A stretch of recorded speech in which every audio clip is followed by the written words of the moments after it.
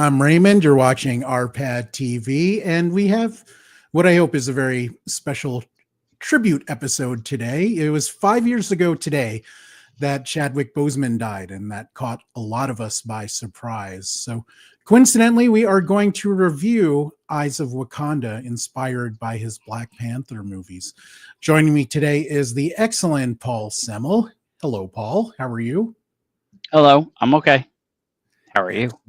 I'm good. I had an excellent weekend of Pokemon Go. It was the Go Fest finale. A friend drove down 8 hours to play that with me, and played with some of our other friends and ate a lot of good food. Haven't you caught them all by now? There are always more, and they always make more. Yes. Oh. And then plus they've released versions with like stupid hats and costumes, which is annoying. Oh. Yes. So why don't we kick things off with our blue sky reviews of Eyes of Wakanda. Paul, kick us off. Okay. Well, unlike most Marvel movies and shows, which I always want to watch at least twice, I don't think I'll do that with Eyes of Wakanda. Not because it's bad, but because like Marvel's marketing department, I think I will just forget that it exists. I wrote, Eyes of Wakanda is one of my favorite surprises of 2025. I didn't see any marketing for it and forgot it was being released this month. The art style, music, writing, and acting were quality, and the series did a wonderful job of expanding the world of Black Panther. Yeah, so it's interesting. The opinions on this seem pretty divided, but for the most part, I quite enjoyed it.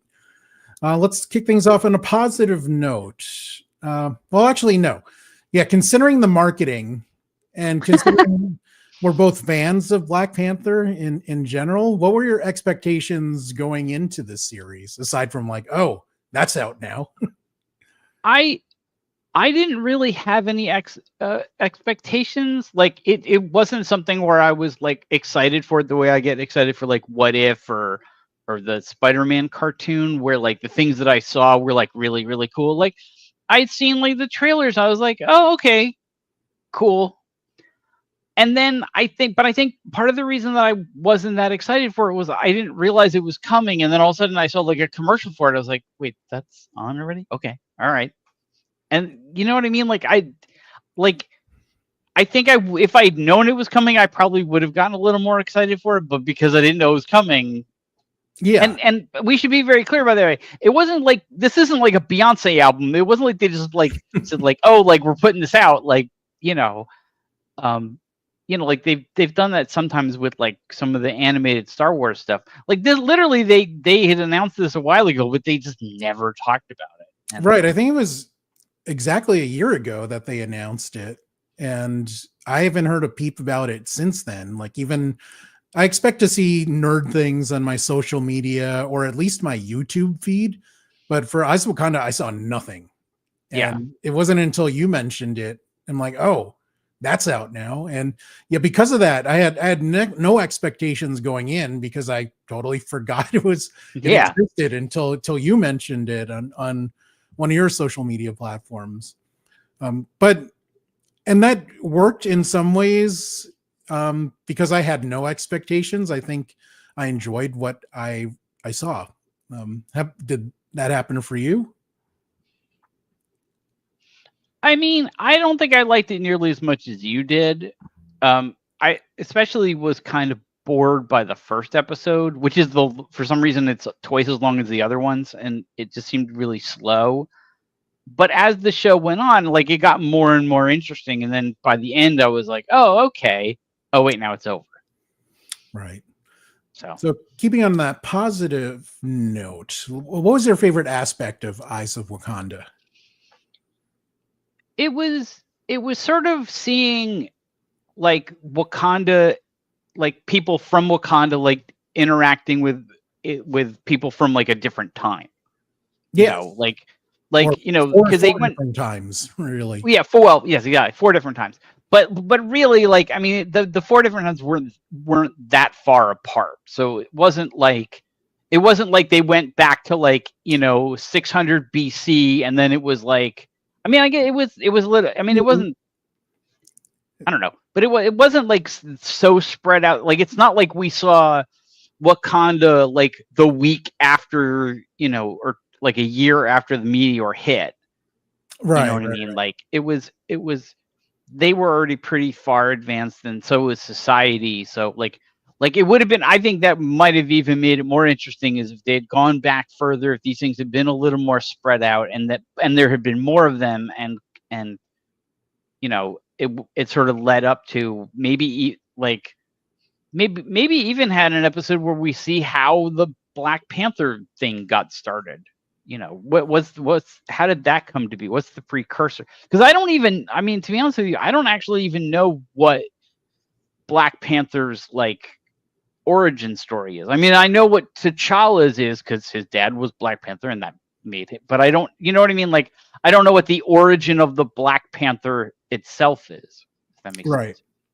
No, I got you. I mean, I think we covered a pretty wide range of years. We had ancient Greece all the way. I think the last episode was in the late 1800s.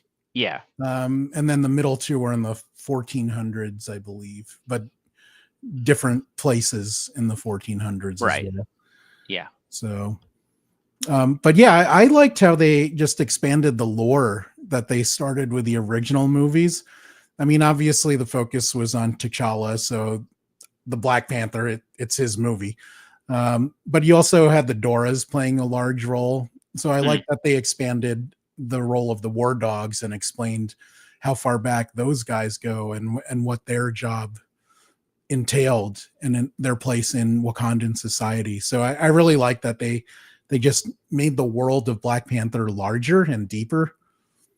And I think they did a good job of that, because it never occurred to me like, I wonder what all the War Dogs, what they're about. Because we meet two in the beginning of the first Black Panther movie, but do we see any other War Dogs after that? I don't think Not so. really. Yeah. So that was a cool direction. That also caught me by surprise. I thought it was going to be more about the different Black Panthers and the different Doras. Yeah, that's the other thing, is I thought it was going to be way more about like the Black Panther. Like, I thought it was going to be like, oh, here's like the first Black Panther, and here's the second, and right, and then here's this. Oh, and then here's his, his dad. Right. But the shadow of the Black Panther is always, over the whole thing, like, because I guess it just provides context. Yeah. Yeah. One of the things I really enjoyed too is the art style of Eyes of Wakanda. The character models themselves, they're kind of lithe and angular. It almost reminded me of how characters were drawn in the Clone Wars.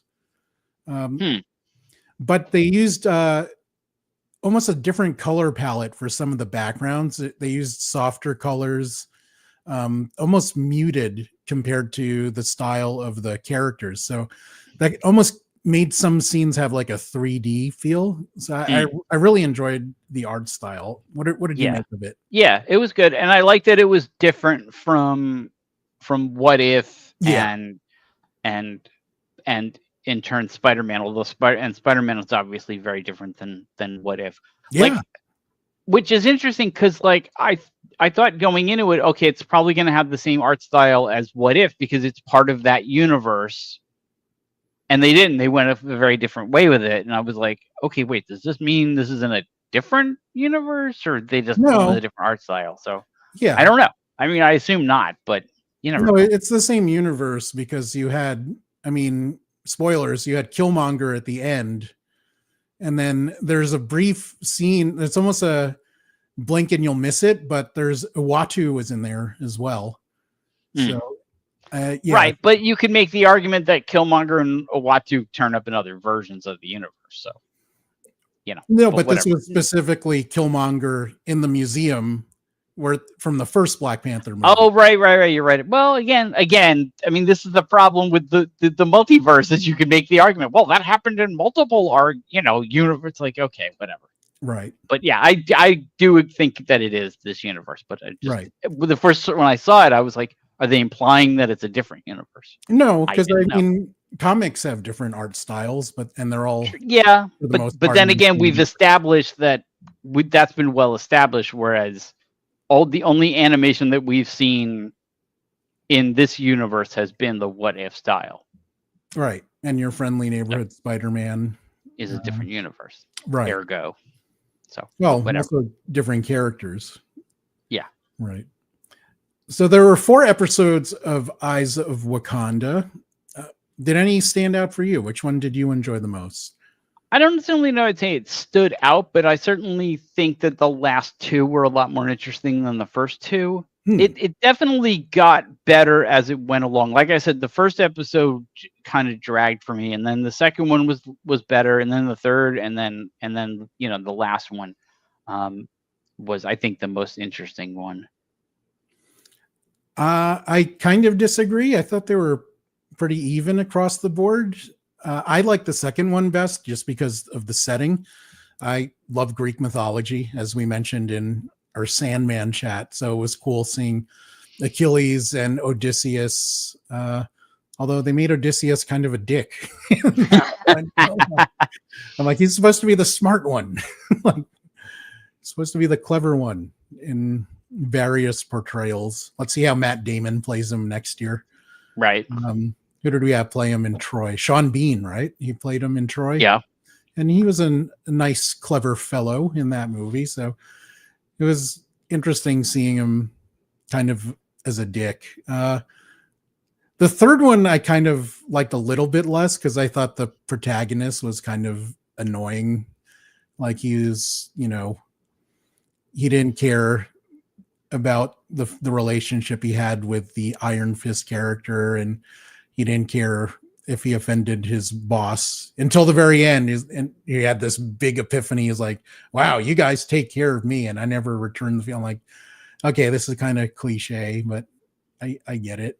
Although it was very cool seeing a different Iron Fist, especially with the portrayals that we've had in the past that people have complained about. I'm curious why you didn't like the first. You were saying that dragged for you? I thought it dragged. I thought they could have clipped a good 15 minutes off it and just tightened it up a bit. I hate to say that because it always makes me think of that commercial where those guys are talking about video games and they're like, yeah, we need you to tighten up level 7, like, right? And everyone always cringes at how stupid that is, but it did sort of. Yeah, I just thought it kind of. I mean, I understand that they were trying to set a lot up, but like, it also seemed weird to me afterwards where I was like, okay, you're setting a lot up, but it's only 4 episodes. So like, why, but I get it, but there's a connection in each one. Like the protagonist from the first one becomes the boss of the War Dogs in the second one. And then, you have the axe that Killmonger stole in the movie. And, right. So, and the artifacts that she lost in the first one that she couldn't retrieve, those are what they use for the rest of them. So it all kind of connects. Yeah, I'm not big on pirates in general. So yeah. Although I do like the Pirates of the Caribbean movies. I don't know why. Pirates are one of those things, like, and the whole sort of swashbuckling thing is something I never was a big fan of. I don't, the flowy shirts and it's the shirts, isn't it? I'm like, you should be in a White Snake video. What are you wearing that for? Yeah. Or Meatloaf used to wear them. That's right, he did. Although Prince did as well, but he can make anything cool. So I mean, not fair. I mean, there's us and there's Prince. So yes, when it comes to wearing outrageous outfits, but I don't know. For some reason, like, pirates is one of those things where, like, except space pirates, I like space pirates, but that's not different. Yeah, space pirates are cooler. Yeah, I don't know. I never got into pirates that much. Never really was into cowboys. No, me neither. Probably because when I was a kid, I never got to play cowboys when we were playing Cowboys and Indians. But again, space cowboys. Firefly. Yes, I'm down with that. I was thinking about Firefly yesterday, actually, because I was watching a a featurette on Guy Gardner, and then I'm like, oh, I forgot Nathan Fillion did that also a very long time ago in a galaxy far, far away. Which is funny because if you watch any of, especially Castle, him being on that show comes up every once in a while. Ah, Like there's an episode of Castle, like it's like the Halloween episode, and he dresses like his character from Firefly. Oh wow, that's very cool. Yeah. I think his prior achievements are irrelevant now that he's Guy Gardner with that haircut. Doesn't matter anymore. I think his bosses at ABC that put on the Rookie might disagree with you, but you know. Yeah. But still, it's kind of like Bill Pullman. He'll always be Lone Star to me, no matter what he did before or after. Like he did a wine movie with Chris Pine called Bottle Shock. Oh yeah. I love that movie. Alan Rickman's in it also. So I'm like, let me get this straight. Lone Star, Captain Kirk, and Snake are in a wine movie. Like, this is the best adventure ever. So, okay, before we move on, why don't you give the people out there an update on what's going on paulsemel.com? Why, certainly. Well, so this was a big video game week. Yes. First of all, I did a review of Metal Gear Solid Delta Snake Eater, which is the updated remake of Metal Gear Solid 3 Snake Eater. And for those who remember that game, you will probably enjoy this one as well, because it's basically the same game, but they give you more modern camera and movement controls, and it looks a lot nicer. And if you like the old version, you can play it the old way. They give you that option, which I think is very interesting and also very nice. I can't imagine that being easy, because we're talking about like one has like that fixed camera, right? And the other one has like it. It's very sort of weird. I can't imagine wanting to use the old camera when the new one just seems so much better and modern. I don't know. It seems like one of those things where like if you don't do it, people would get mad. But I like you, I don't know who would actually play it right that way. So it's like, okay. And then the other game review that I just put up today is a game called The Nightling. Yes. Which is a third-person fantasy action adventure game, except that it is not like Diablo or Avowed or Skyrim. It's much more cartoony. It's much more simplistic. It will be very familiar to some people. It's not. I don't want to. It's not bad. It's good. I enjoyed my time with the game.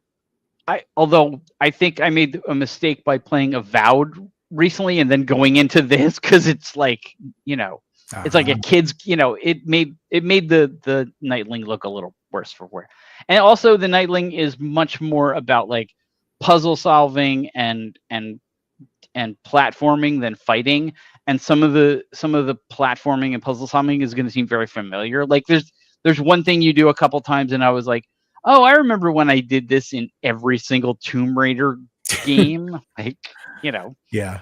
So but it's if you're not like super into fighting, if you're much rather like go running and jumping and solving problems, like I think it's good for that.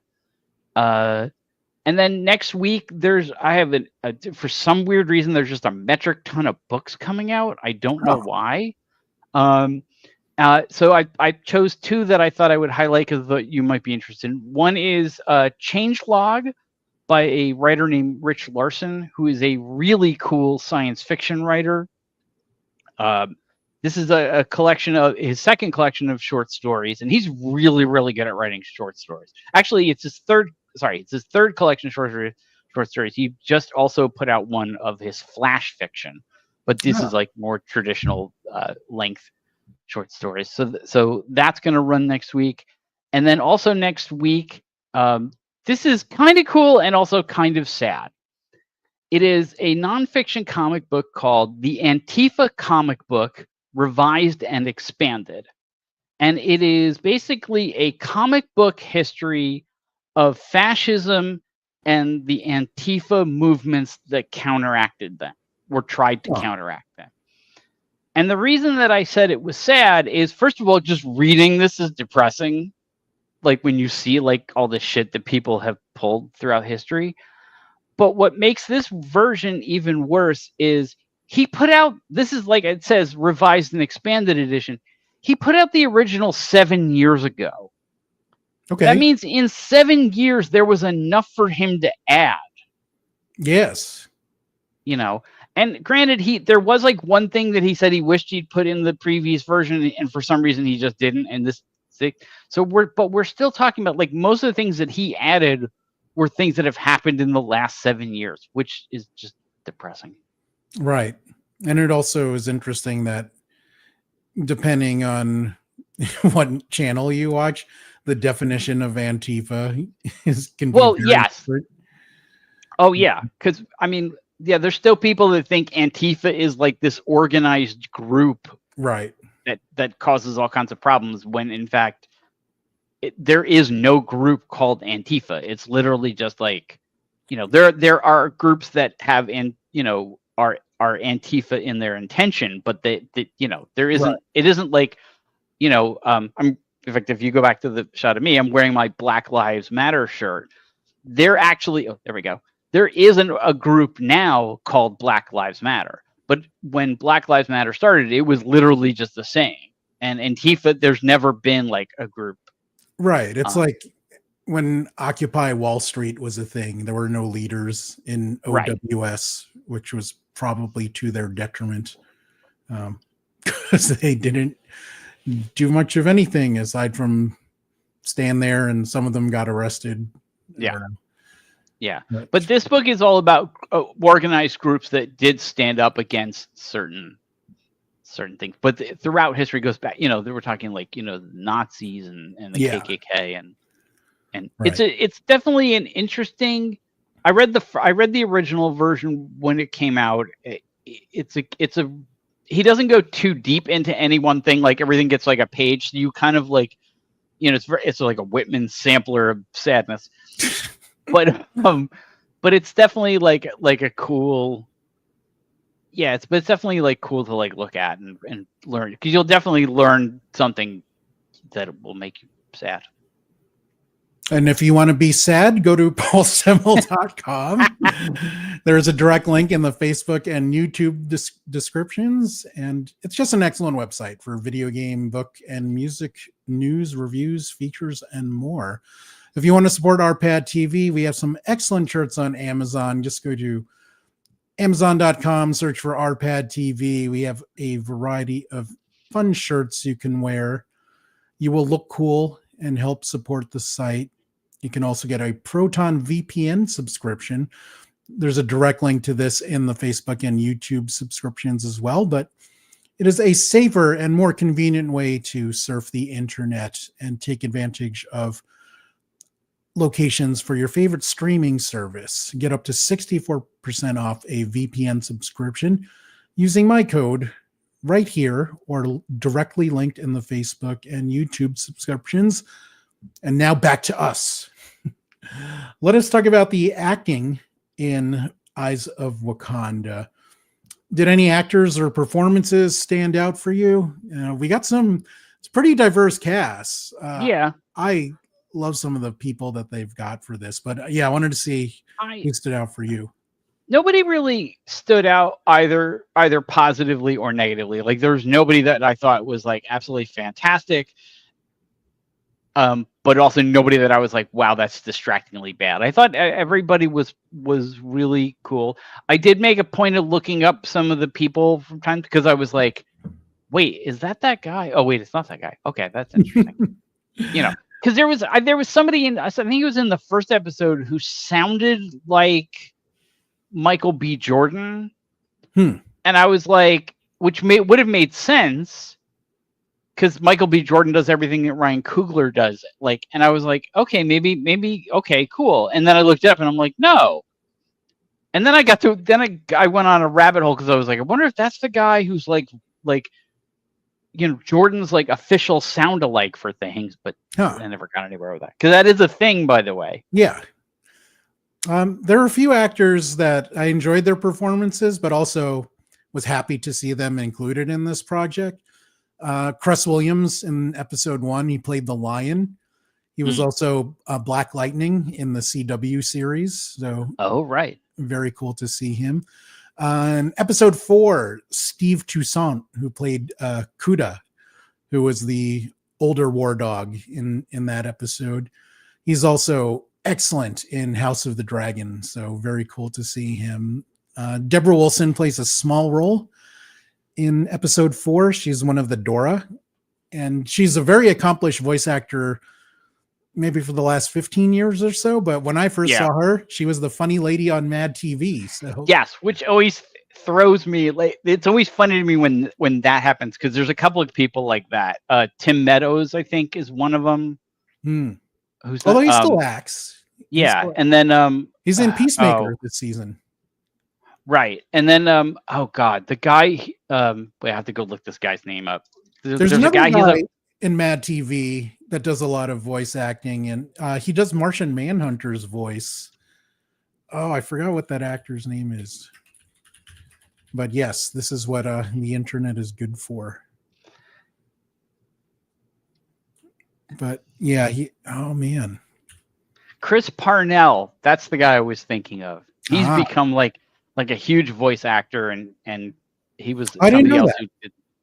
Oh yeah, he's on he was on Archer. He was one of the stars of Archer. He's one of the stars of Rick and Morty. Oh, very cool. Yeah. And there's a couple of people like that. Like Mark Hamill was like that. Like Mark, I mean, like we all know him as like Luke, but like there was that like period where he was like, and all he did seemed like was like voice acting. Yeah. Little different though, because I mean that's like our hero when you're a kid, whereas Chris Parnell did the funny raps on SNL. that amused us. So yeah, kind of a different thing. A little different. What did you make of the size of the series? Was for me 4 episodes was enough for me to enjoy it, but also think about, wow, kind of wish I had another one. But you know, if it gone maybe 7 or 8, then it could have overstayed its welcome. And then I'm like, wow, I wish this were 5 episodes or 6 episodes. Yeah, that's where I sort of land, is like I would have liked 6. I would have yeah, I would have, like I said to you earlier, I would have had other episodes in different time frames and whatnot. Because the thing is, I think I would have been fine with that and then never had to do the series again. Like I don't want them to do like another 4 and show do the same thing but for 4 different time frames. Like I don't think that would be all that interesting. But like I think if they had done like 6, that would have been cool. But yeah, because for some maybe it's just a thing like with us, but like I don't know, 4 just seemed like too few. Yes. Especially at half an hour. Yeah, I agree. It's almost like those what are those Star Wars tapas things called? The tales. Oh yeah, tales of the Jedi, tales of the Sith. Yeah. And except with those, with those, like they kind of say like ahead of time, like this is like Star Wars tapas, like and those are shorter, like those are like 12-15 minutes, whereas these are 28 minutes except for the first one. Johan adds, Mark Hamill was also Mervyn in Sandman. Yes, he was. He still gets those voice work. Yes. Well, I mean, he has it. Everyone loves him as Joker. Even when he played Trickster in Flash, I'm like, it's just the Joker in a different costume. I mean, obviously Luke Skywalker will be our hero forever. I loved him as Cockknocker in Jay and Silent Bob Strike Back. Just because of the character name and having the giant Cockknocker fist and putting him in a lightsaber fight, that was fantastic. This is an interesting point. Johan says the animation was great. The amount of action and injuries was unexpected for a cartoon. Very much agree with that point. They didn't show a lot of blood, but some of the killings were like, ooh, that hurt. Yeah. The stories of each episode were quite unique of ways of intertwining other characters and histories and objects. Yes. But yeah, were you surprised at the violence, Paul? Because I did not think it would. Some of those murders were gnarly. I did not expect them. No, because I mean, I watch a lot of like adult cartoons and some anime and whatnot. So like that stuff is not that uncommon. I mean, at least for Disney. Yeah, I guess. I don't know. I never like think of it that way. For me, like I guess like I don't think of Disney as like the same way I thought of Disney like 20 years ago as being like the Nintendo of film production, because you now have like right, but people even getting hurt and things, and even in the context of the MCU, they don't stray too far. They don't go R really.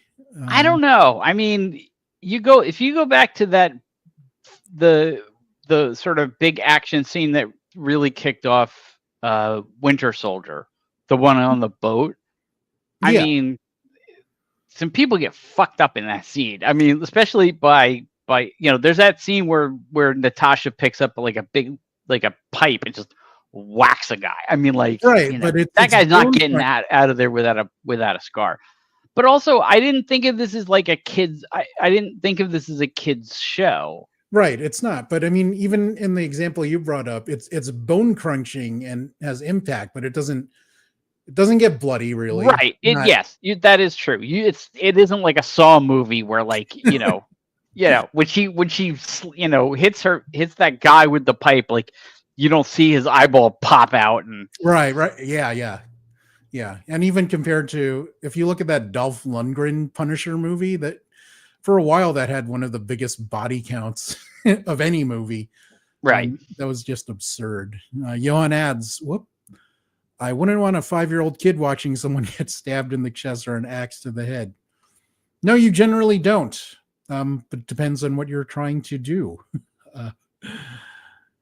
We both talked about the marketing being light and or non-existent. What did you make of that situation? It just seems very odd to me. I do not understand it. And it's funny because the thing that I thought of was, why would they do this to Ryan Coogler? And why is Ryan Coogler allowing this to happen? Because he is one of the hottest filmmakers in Hollywood. They want to keep him around to have him do more Black Panthers. He's already working on Black Panther 3. Yes. So it seemed really weird. Like, and especially as we mentioned in the intro, today's the 5-year anniversary of Chadwick Boseman's death. So they could have, had this series as a tribute to him. Yeah. And they didn't say anything about that at all.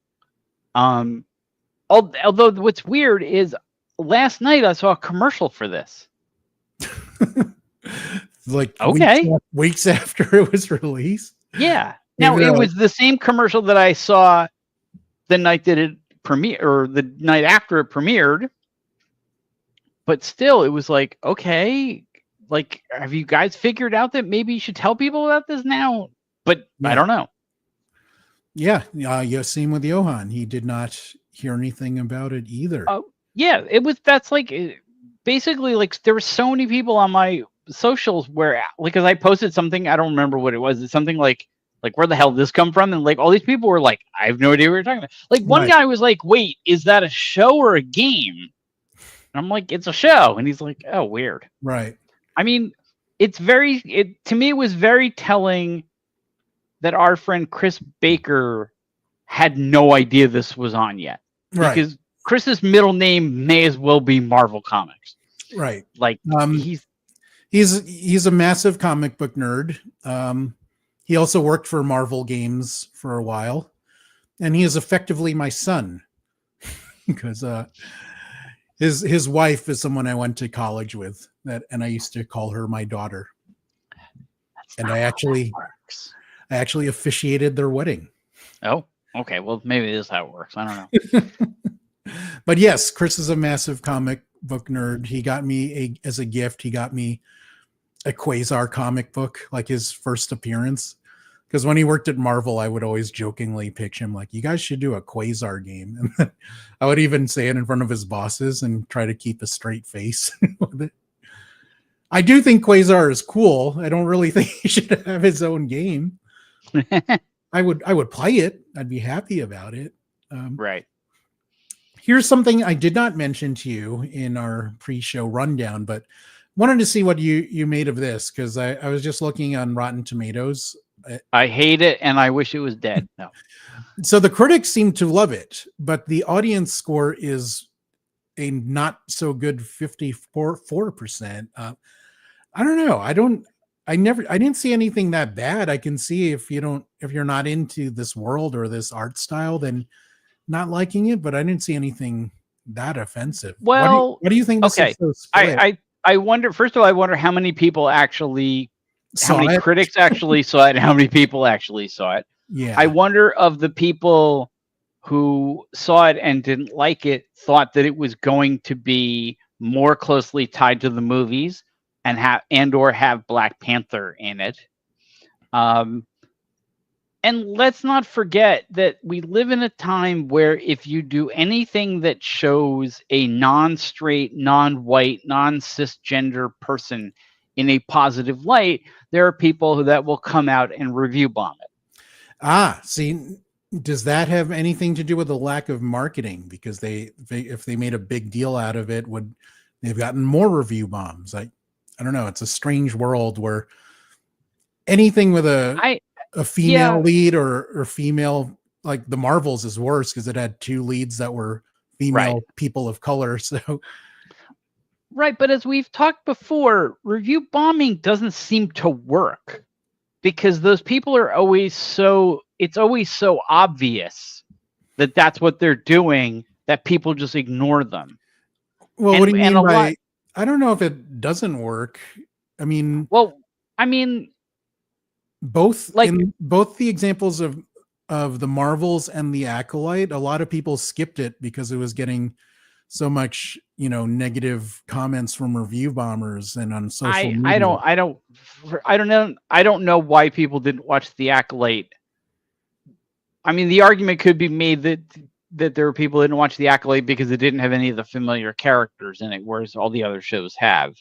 And the Marvels, as we've discussed, one of the biggest reasons that didn't do well is because of the strikes. Right. That those people couldn't go out and talk about the movie. But you look at a lot of other stuff there's so much stuff that's gotten review bombed that went on to do really, really well. Like Obi-Wan, for example, or Black Panther, for example, or the Captain Marvel movie, for example,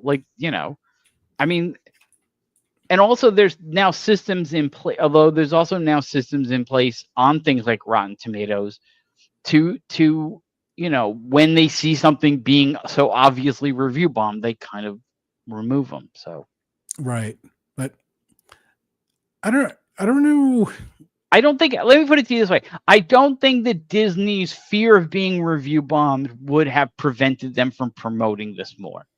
Right, but because I'm not sure what you meant by the Obi-Wan example, because I wouldn't say because they got review bombed because there was a Black woman in it. Right, but it didn't. I wouldn't say the series did well. Apparently it did well because they're talking about doing another one. Sure, but that doesn't mean if you can look at the viewership compared to Andor, it did not do well. Well, no, not compared to Andor, but it still did well. People still watched it. They still liked it. I don't know if they liked it because that also did poorly with audience and critics on that one. All right, I don't know. Yeah, I liked it a lot. I don't know about anybody else. I liked some of it. I didn't like that we spent too much time watching him eat and make space sashimi. That seemed rather unnecessary. And also space Flea is the bad guy, one of the bad guys. But yes, that is getting on a little tangent there. But yeah, I do wonder. I don't know why people are so divided on this. And I wonder if it's because it has the word black in it, so it got review bombed, which is unfortunate. I think it probably is more to do with the fact that the people probably thought that this was going to be, you know, a black, somehow connected more to the movies and or have Black Panther in it, and then it didn't, and they were like, what the hell is this? You know, like I think if the cartoon had been about Black Panther, but like a different, you know, earlier versions of Black Panther, I think those numbers would be up, because that's what I think people wanted. I don't think if you went to somebody and said like, what do you want from a show about Wakanda, they wouldn't say like, oh, I'd like to see like how they got their artifacts back. Right. But I don't know. It seemed pretty, from the episode, the series and episode descriptions seemed pretty clear. I don't know. Yeah, but you're assuming that a lot of people read those. You know, I don't know that, you know, I don't ever read those. I don't read I intentionally don't read the descriptions before I watch a show. You know, like if I, you know, like I've been watching that Alien Earth show. I make a point. I like, for example, like I watched Alien Earth last night. Not only did I not read the description before the episode aired, but when the final credits came on, like I know afterwards they go, stay tuned for scenes in the next episode. I'm like, no, I don't want to know. Right. So I like the treatment that this series gave in terms of expanding the lore, as I mentioned earlier. Are there any MCU properties you would like to see get a similar treatment, where of either expanding the lore or the nature of different characters? The one that struck me, and the thing is, like, I don't necessarily like, this isn't something that I would want to see, but I think this would work, was like Namor, or however we're supposed to pronounce his name now. Like, I thought that there's something you could do there, show, you know, because there's this huge like gap between when they started and when you meet them in Wakanda Forever. Yeah. And I thought that you could do something kind of cool with that. I could see if you're trying to do some different kind of animated show, I could see something like what was Peter Quill like after he got abducted, but before you meet him in Guardians of the Galaxy, or before he escapes the Ravagers, you know, or maybe a history of the Ravagers. Show the old ones that were the original Guardians, like Martinex and those guys. Right, because there's that whole thing at the end of the end of the third one where they showed you like all these different ones that like, you know, and then they say like, hey, maybe we should like, you know, get together and do something. And then, okay, well, who are these people? But I think for me, what I still want from the animation show, although live action would work too, is a Howard the Duck show. With Darcy or without? With Darcy. You know, I think that'd be, you know, maybe be fun to do, kind of like him like telling her stories about his past exploits, and like you see like different fun things that he did, and then she's like sitting there commenting on them, you know, in that Darcy way. And I'd love to see animated Leah Thompson and have that become canon from that movie. That would be pretty fantastic. Well, you know, Leah Thompson wants to do a Howard the Duck movie, and she wants to direct it. Yes, she has become quite an accomplished director. Yeah, in recent years. So that would be very cool. Yeah. For me, the answer is built into this series, and that would be an Iron Fist series where they go through different times and the different Iron Fists, because they've done that in the comics where they showed and even in What If they had an Iron Fist episode with a cowboy. Yeah, you're right. That would be good. That could be a good one. So yeah, going through different time periods, different lands, and showing how cool Iron Fist is, because a lot of people still think it's that crappy guy from Game of Thrones. And I don't think he was that bad. He wasn't quite good, but he did have Finn Jones. That's the actor's name, right? Right. I loved his chemistry with Power Man. I thought that was pretty cool. And of course, with Jessica Hennick, having her around is always an excellent thing. Well, she was the Iron Fist at the end of the show, so that is correct. Yeah, you know, we can always bring her back as something if you can get her, because she's got probably a million things on her plate right now. She has blown up, but yeah, I feel I feel like there's something else there's something really obvious that we're missing. Like some other. I mean, it works. Iron Fist works in a way that, you know, that you have different Black Panthers throughout the year, right? That can always be the backdrop. You have different Iron Fists throughout centuries. I don't know. Maybe even you could do a Captain America one, but have Carl Lumbly's character, you know, see what his adventures were like. That'd be right. Cool. Yeah, I always thought it would have been cool if they had done another movie with Captain America and the Howling Commandos.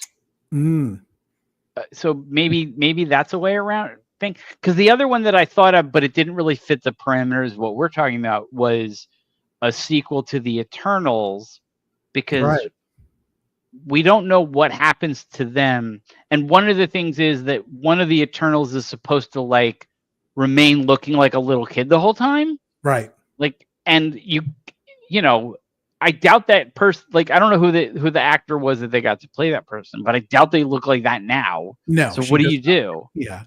Yeah. I don't know what she looks like. Yeah. You know, I don't. So what like, you can't do that in live. Like, if you're going to do that in live action, you had to do it right away. But alas. That always reminds me of, did you watch the Highlander series? No. Paul. So there was one immortal that was like a 12-year-old, but he was stuck as a 12-year-old forever. And it's funny because he had like a short sword instead of a big sword like all the other guys have. I'm like, well, that sucks. You're stuck as a 12-year-old. You can't do any cool adult things. like physically, you're gonna get your ass kicked by these other immortals. So yeah. I mean, at least with Sprite, she has special powers, so she can get around it. But yeah, I mean, they probably could. Yeah, because if I remember, Sprite could make herself look like other people. So like, you could kind of go back that way, and then sort of, you know, CGI like the little kid every once in a while. But like, right. Oh wow, how old is she's only 19 now? How old was she in the movie? Oh, that was only 4 years ago. Why does it seem like longer? Is that just me? Yeah, well, because a lot's happened in the last 4 years. That is very true. Which you would know if you read that Antifa book we plugged earlier. I do find it really weird. This is apropos of nothing. That the Eternals is on cable television all the time. Huh. And the Marvels has only been shown like once and then never again. Except that I watched bits of the Marvels, and they did whoever edited it for television did a terrible job because they cut out that whole dance sequence. Whoa. And I wonder if it's weird that it's never been back, but I wonder if that has something to do with it, or because the weird thing is like cable TV will show bad movies movies that like Morbius is on all the time too. Right. That did just as bad as probably worse than the Marvels. Why is that on cable TV all of a sudden, but the Marvels isn't? Because it's cheaper to license. Yeah, probably. Yeah. But still, I mean, I don't know. No, that is a strange thing. This is a weird. Yeah. You know. So you said in the beginning that you will probably never watch this again. I mean, but again, it could, like, here's the thing for me, like, the only thing I've ever sort of thought that I won't watch again of the Marvel stuff is Echo, because I just really didn't enjoy that. But even that I would watch if there was something, like, if there was some reason that, like, things in that were going to pay off later. Do you know what I mean? Like, where I was like, okay, I'll watch it again, but I wouldn't want to watch it again. And, but like I said, like, Echo before I watch Brave New World again. Like, Oh no, I already watched Brave New World a second time. Like I'm I'll good. watch that a second time. Like I've watched the Hulk a second time, which is the worst, one of the Ooh, other worst things. yeah. Like, yeah, I'll watch like all of that stuff. But Secret Invasion. yeah, I've already watched that a second time. Wow. But this one, like I said, it's not an issue of quality. It's literally just that, like, I think I'm gonna forget about it. I think I will forget it exists. Right. In kind of the same way the marketing department forgot it existed. Well, I will trust Disney to have it in their sliders, like during Black History Month and stuff like that. So I don't know. I would see this again. I don't know if I would actively do it, but if it comes up as a suggestion, yeah, I'm totally down to watch more of this. Not exactly a ringing endorsement, but No. I think this series is worth a shot, especially if you have low or no expectations, because it's surprising, and I had fun with it. I would say that if you like Wakanda and you like what some people call Afrofuturism, and other people insist on calling African futurism because they find Afrofuturism to be an insulting term. Okay. And that comes from an African futurism author named Nnedi Okorafor, who is super good. People should check her stuff out. Anyway, I think if you're into that stuff, I would definitely check it out. Like, I don't want anyone walking away from this thinking like, God, Paul hated that. No, I think it's interesting. I think it's worth watching. It's worth dealing with that first episode and moving on. It's just one of those things where it kind of came in and it went out and okay. And that happened, but that happens sometimes. Like, the real takeaway is Paul did hate it, and you should all send him social media messages with the hashtag Black Shows Matter. And then that'll get you some. It literally wasn't until you said that I realized me wearing this shirt was probably connected. Like, I just didn't, it honestly didn't occur. It literally was just the shirt that was on top of the black pile when I put a shirt on. There you go.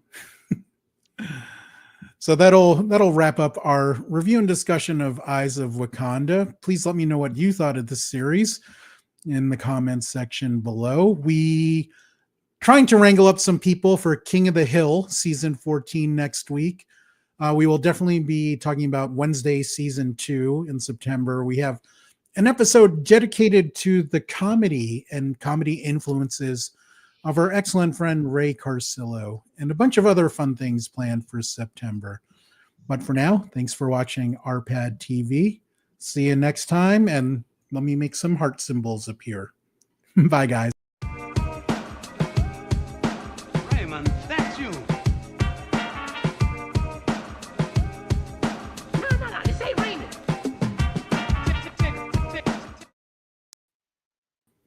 Groovy. Whoop.